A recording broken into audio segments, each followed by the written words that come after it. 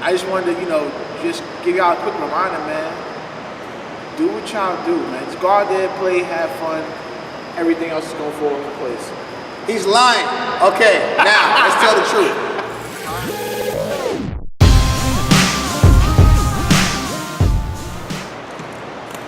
Look up, Marlon. Say cheese. We back, bro.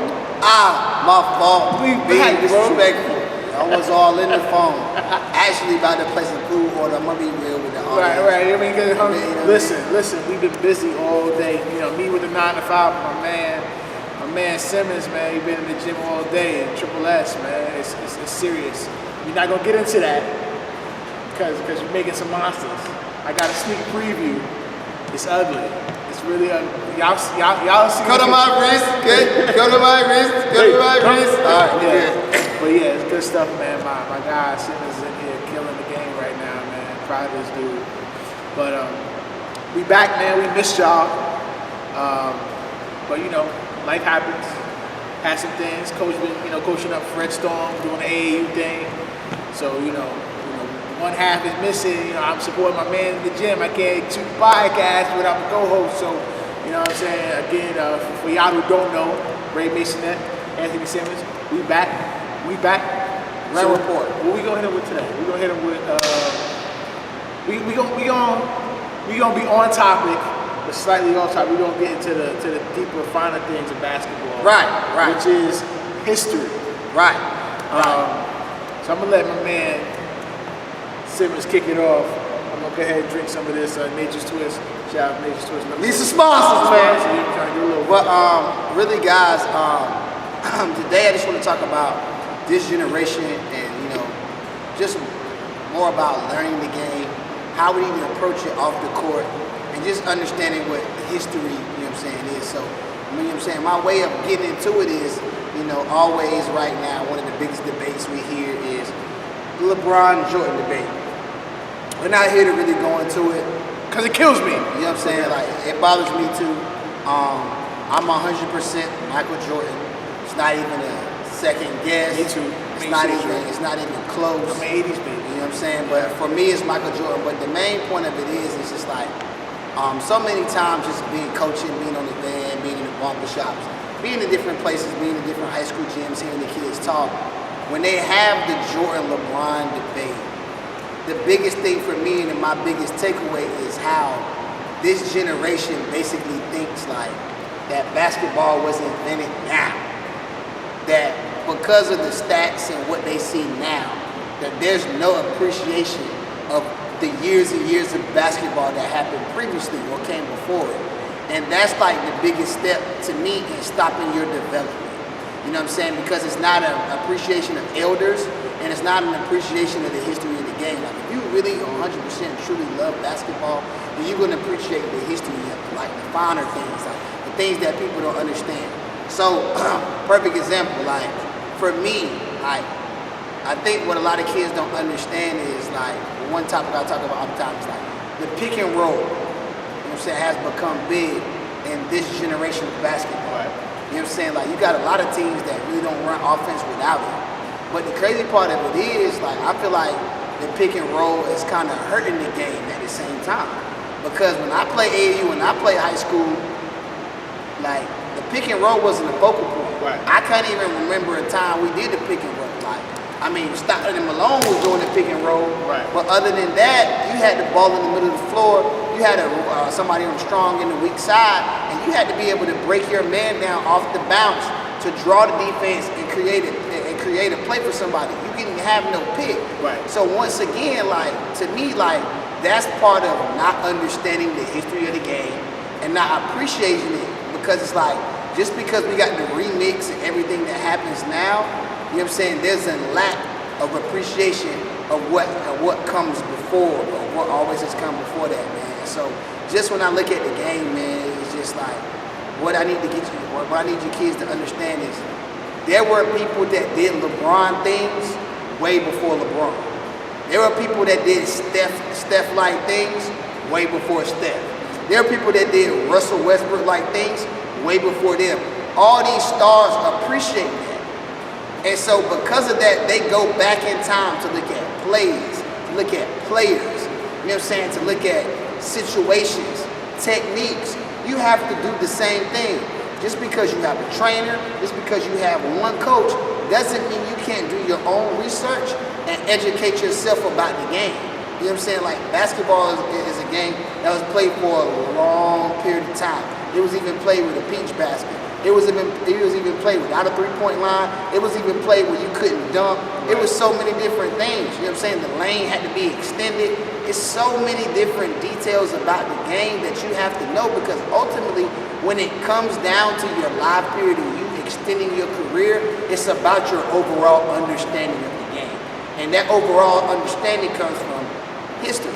Right. You got to take on that? Oh yeah, man. So like, first things first, man. Like, again, not gonna get into it, but it baffles me that the conversation doesn't happen like the Jordan and Bryant conversation. Who's the better out of those two? That kills me, because I feel like I didn't like Kobe as a fan, but I had the utmost ultimate respect for the dude because he was such a student of the game. The things he can do, like, there's very few players even at the pro level whenever they shoot the ball, it's like, oh, that's cash. Kobe Bryant was that player for me. Like every time he put it up, it was like, yo, that's cash. You know what I mean? Like, there's nothing you can do. 17 head fake, going up, cash. It's like, you know, at a certain point, it was like, yo, this dude is great. This dude is like 5 rings. And it's like, I feel like people completely glaze right over that argument when you compare him to Mike. And I think it would be a better argument. But anyway, like you said, one of the things that you pointed out, man, that I see a lot as a scout is the pick and roll scenario. And again, knowing the history, knowing where it comes from. Like, again, Stockton and Malone made it, you know, I wouldn't say famous, but they kind of ran it into the ground because nobody could stop it. But one of the things I see today is like, nobody plays without it. It is very rare that I can see a single player break his man down, like Aaron said, and get to the basket. Nobody has, you know, I wouldn't say nobody. I would say very few have that ability to just kind of isolate without any screens, without any nothing, and just break his man down and get to the basket. You know, I mean, and again, that's some of my bias showing because I'm a New York guy, and that reminds me of the New York City play, isolation, one-on-one, you know, get by your man. Let's see who's better. Let's see if my offense is better than your defense. But, you know, I've never been a big history guy, period. But loving the game of basketball so much, I find myself studying, like, oh, how did this happen? Where did this come from? You know, like, I was an Iverson fanatic, right? And I kind of studied this crossover until I got it down pat. And then I was like, well, who else had a crossover? Like, this didn't come out of nowhere, did it? He kind of did make his own thing, but then it's like, oh, look at Tim Hardaway's crossover. That two-step. Right, and like, back. You know what I mean? Then, yo, YouTube, Tim Hardaway had the nastiest two-step crossover, and he would do it at full speed. And then you kind of go back to like the Bob Cousys, you know what I mean? The Pistol Petes, like these dudes that mastered the handle. Pistol Pete, that brother could play today. Pistol Pete in 1970 was playing in 2020. Right. Yo, he was the class of 2020 in 1970. Like 2020. Like he got his own movie. How many NBA players got their own movie? But like, and you know, that's a lot. That was a lot harder for me growing up. You know, y'all today, you know, parents and players, y'all have access right at your fingertips. You can YouTube these brothers. You can watch it for yourself, hours upon hours. Right on your phone. Can I jump back on that, man? Pause. But the main thing of it is too is just like, I feel like everybody out here trying to create the same player. And that's part of not studying the history either.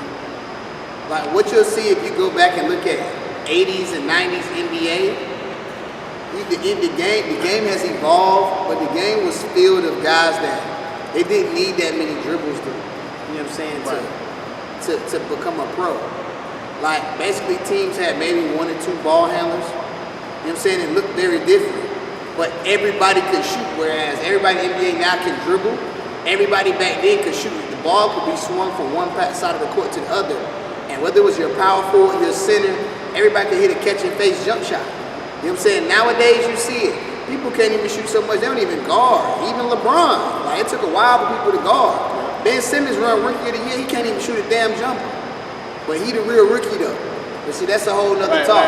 That's a whole nother talk because I mean, like I said, man, I'm sorry, but that brother shoot free throws, man, with his feet facing that way. If I'm Ben Simmons, I would shut my ass up. But once again, I'm not 6'10". I don't have millions of dollars. Right. I don't have the Gonzalez twins like this dude in the end. Boy, I didn't shout out to y'all. Woo! Shout out to y'all, girl. Straight up. But you know what I'm saying? Just sticking with it, man. It's just like, you know, it's so many different things about basketball. And if you would really dig back into history and appreciate each skill and appreciate the different levels, it would be much easier for you to stand out because you would have so many different people and games to choose from. Instead of everybody right now, whether they're 7 foot or 5'10", is trying to be a 6'2" point guard. Makes no sense to me. No, like, where's the dude that just wants to be Klay Thompson?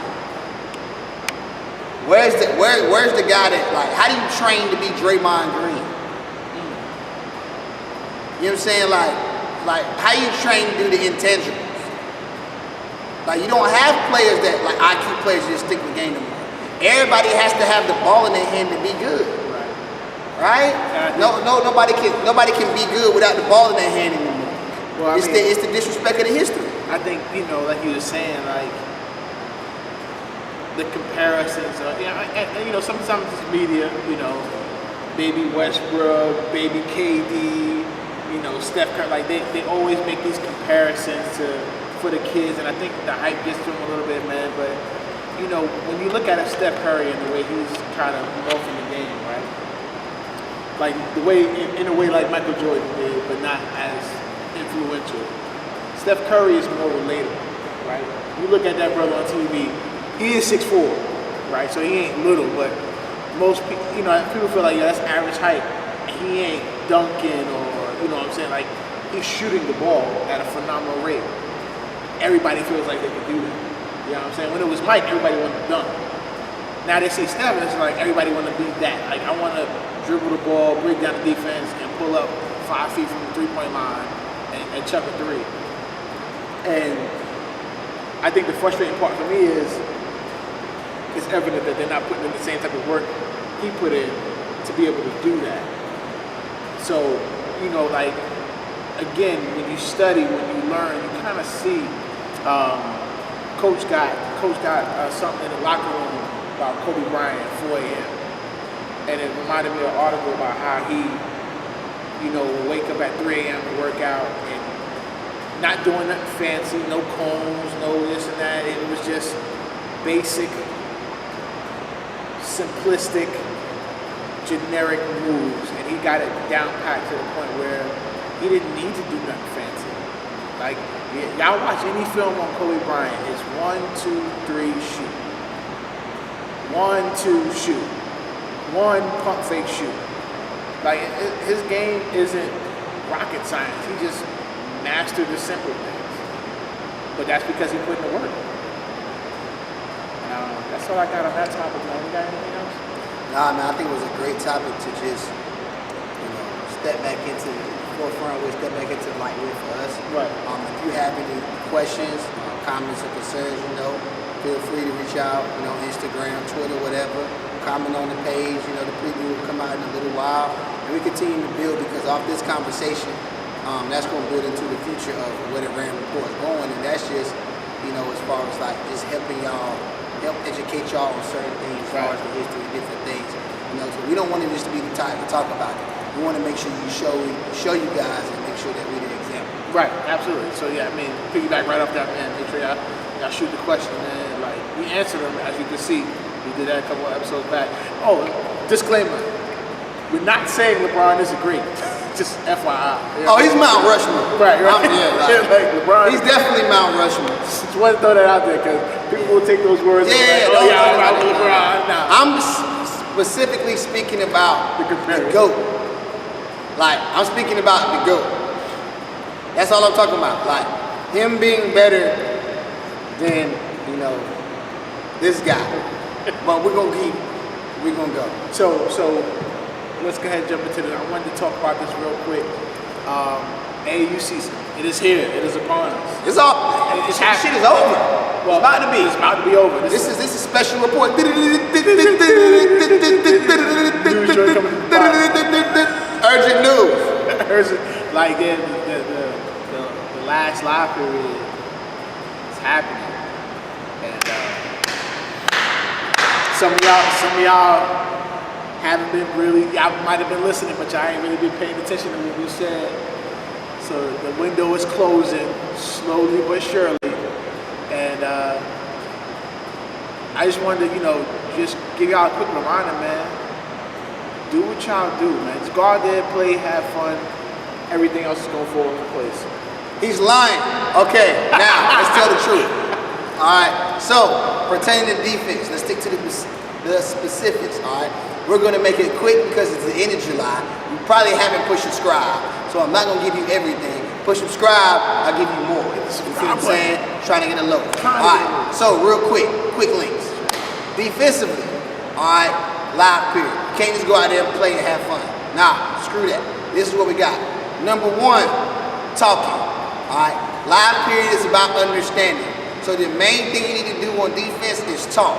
Whether you're on the ball, if you're on the ball, your speech or verbiage should say ball, or some type of distraction. All right. If you're away from the ball, help, or you're telling them I got shooter, or you're calling out a screen. That's number one. All right. Number two, hands. All right. Your defensive stance should be one hand mirroring the basketball, one hand in the passing lane. Once again, one hand mirroring the basketball, one hand in the passing lane. All right. Number three, the importance of closeouts and not getting fixated on the ball. All right. When you're away from the ball, you got two jobs. One is to see the ball, one is to see your man. Neither is to look at one of them things, and that's it. All right. So you're multitasking. You're looking at one, you're looking at the other, you're standing in between, keeping yourself between man and ball, and that's what you're doing, all right? Whatever your other defensive principles are, that's what you do, all right? No need to gamble, know your personnel, all right? So quickly, talking on and off the ball, hands on and off the ball, inhale, not getting fixated on one of the things. Lastly, hustle. All right, you want to make a coach smile? The ball rolls on the floor. We are not diving through people's ankles and tearing ACLs, but we are getting on the floor in the quickest manner that we possibly can. So, on defense, all right, if we're talking, if our hands are active, if our head is on the swivel, and our eyes looking at man and ball, we're standing in between, and we're hustling, then now specifically you're doing the things you need to do to possibly get recruited. Now let's switch to offense. Hold on before you go to offense. I just want to elaborate on something. One thing about that defense, man, like, players, stop doing that lazy shit where y'all, with a screen for the pick and roll is coming and y'all run right into the screen because you don't feel like fighting over it. Coaches see that shit, man. Stop it. Fight over the screen. And if you guard somebody that can shoot the ball, don't go under the screen. Go over it, please. Chase the man around the screen so he can't get a wide open shot. Just again, little things. IQ. I'm sorry, go ahead. All right, now we're good, man. Offensively, number one, run your lane. All right? What that means by that is this. When the ball comes off the rim, you're not running in the zigzag. You're not running you're not running into the ball handle. You're running in front of the ball, out, getting wide. All right? The way you run down the court matters. Number two, Where should the ball handle be? huh? Where should the ball handler be running? Straight down the middle? Nah, you can't pick where the ball handler is going to be running because the ball handler got the ball. Gotcha. So you got to run relative to the ball. So, you know what I'm saying? Like, you never know. So, rule number two, catch and face. All right? Catch and face. The reason why I'm saying this is because you have to make sure you're playing relaxed. Now, a lot of us don't understand what that means, so let me elaborate for you. All right? For all my guys hanging on to this D1 thing, that means you have to understand in D1 there's going to be pressure. So no matter where you're pressured or who is pressuring you or how tall or small he is, you have to be under control the entire time. That means you catching and facing. All right, retreat steps, retreat dribbles are very important. All right, because when somebody is pressuring you, you're supposed to go by them, not bullshit with the ball.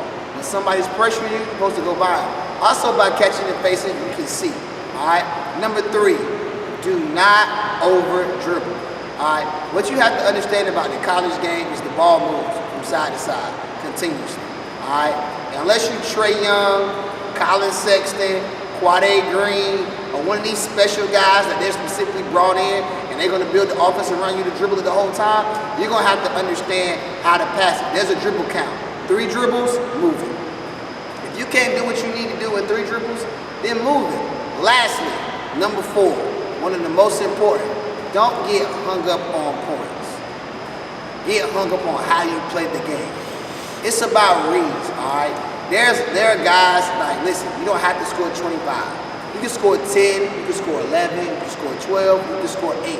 It's about how you get there, all right? You don't have to force shots. In college, it's about making the next pass. So, you get more credit for driving to the paint and finding an open man every time than driving to the paint and shooting the ball every time. Message. All right? You get more credit for driving to the paint, drawing the defense, and throwing a nice bounce pass in your bid than driving through the paint and doing jellies the whole time. All right? Because it makes stuff one-dimensional. Now, if you're a high flyer, you know what I'm saying, or something like that, and you have an opportunity to put it on somebody's head, by all means, put it on somebody's head. But coaches won't understand it. They want to see that you understand when they make the extra.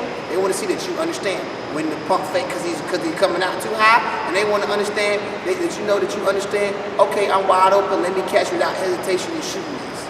All right. So rule number 1, run your lane. Rule number 2, catch your face. Rule number 3, don't over dribble. Rule number 4, it's not all about scoring. Show all the different things you can do in the game. My last disclaimer, if you a guy that is between 6'2" and 6'6", and don't nobody know what your position is, this is not football. So we can't just put you at safety and say athlete. What you need to do is be a defender. That's a guy that's guarding somebody 94 feet, rebounding the basketball, all the things that people don't like to do. Hustle, rebound, guard, and assist. You can get scholarships out of those categories, people. Don't listen to all these guys telling you that you got to shoot the ball every time, because I guarantee you, a college coach wants somebody that can rebound, a college coach wants somebody that can guard, a college coach wants somebody that don't turn the ball over. You know why? Because all 3 of those things are what wins college games. Rebound, stops, and not turning it over. I want to jump on number 4, man. First of all, let me tell you how I'm impressed by the fact that you just ran that whole thing down and was able to reiterate the numbers in sequential order. I'm impressed. Hey, I'm getting on my varsity stuff, guys. I'm getting on my varsity stuff. You know what I'm saying? I'm running the play back for 3 minutes. You know what I'm saying? That's impressive. But number 4, man, I think it's not all about scoring. I can't say this enough, man, because, and correct me if I'm wrong, Coach, but I speak to a number of college coaches, and for them, it's not about you being able to score 30, 40 points. It's about what they see, your potential, and what they feel like they can mold. That's why being coachable is very important, right? So looking at, if you miss a jumper, but it looked good, a coach is fine with that. You're not going to make every shot. If you drive to the basket and you don't finish the and one, it's okay. If you miss a free throw, it's okay, because coaches understand that. But when you show them the potential that you have, they're good. Now, what's even better is when you do all of those things that Coach Simmons mentioned. The intangibles, kicking it to the open man, crashing the boards for an offensive rebound, playing and guarding 94 feet, being able to stay in front of your man on the switch, being able to talk and communicate. Those are the things that coaches would love to have their players do day one. If you don't believe me, look on Twitter at any program that, any high-level, high-major program, the Pitts, the Dukes, the Carolinas, all you hear is all that. That's all you hear, because it's super important to communicate. So if you show college coaches you can do that, it will at the very least intrigue them. So, and then the rest is up to you. But I just wanted to elaborate on that one thing, man. You got anything else? Nah, man. My last thing is this, fellas. You can't say nah and then have a last thing. Yeah, you're right. You're probably. That's my fault. I meant to say, Yeah. Last thing is this, fellas. College basketball is about culture. Alright? You know what I'm saying? So what that means by that is this, like, before the game, like, you and your teammates need to create a culture. Whether that's, yeah, y'all clapping. Whether that's you having your clap, you know what I'm saying, or whatever it may be. But you gotta get into the game. Like, that coach need to see you like like in the moment. Like, nothing turns me off more than watching a team warm up during live period, especially mine. Mine know quick, I'll cuss, use positive reinforcement so fast with them on. Starting the game by jogging on the court, not sprinting, you know what I'm saying? And then like, you 6'6", you come through like, no. You got 3 minutes to warm up. Yeah, get hype. Get hype. Yo, you gotta turn that and shit into a party, man. You gotta get your teammates jacked up, ready to go. Like, it needs to be an event. You need to let all the coaches know you're so excited to play this game. You love this game so much that you're willing to do anything. That you're willing to do anything for it. Between these lines, you're gonna put your face on the line for it. Alright? So it's about creating a culture. You know what I'm saying? The other thing they want to see is, once again, your teammate hit a shot, knock down. Good shot, boy, clap it up. Smack him on the butt. You know what I'm saying? He shoot an arrow, you shoot an arrow. Like, your teammate get a good rebound. Sprint over there, pick him up. Slap him on the butt. It's about creating a culture. The more that coach thinks you come from a winning program and a winning culture, the more he's going to want to bring you and make you a part of what he has, because he know he don't want to teach you those things. It's so many times that you want to put yourself on camera to do the ignorantest shit in the world. Like litter, throw trash, smack each other on the neck. You know what I'm saying? You with these girls pouring water on each other. Or challenges. But then you walk into a gym. Yeah, you walk into a gym with all these coaches sitting in front of them, and you ain't hyped for that. That's the craziest nonsense in the world, man. So it's about creating a culture, boys. Listen, you got a week and a half left, all right? Some people are going to be blessed to have next summer, but some people, this is it, all right? At the end of the day, leave it all on the floor, man. Leave it all on the floor. Remember my quick keys? I'm not going to tell you again, because in practice, you got to pay attention when the coach tell you the first time. Right. All right? So you subscribe, you can watch this episode as many times as you want. On the regular. Feel me? Even on your phone. That's it, man. That's all I got.